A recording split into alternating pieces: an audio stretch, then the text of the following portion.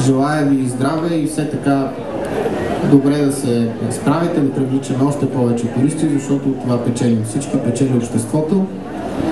С много голямо удоволствие искам да обявя сезона за открит. Благодаря ви.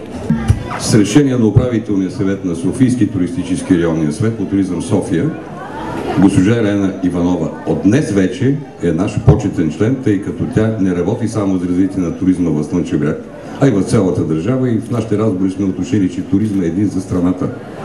Няма летен, няма зимен, няма културен. Туризмът е един и трябва да вървим ръка за ръка. Благодаря ти, Елена.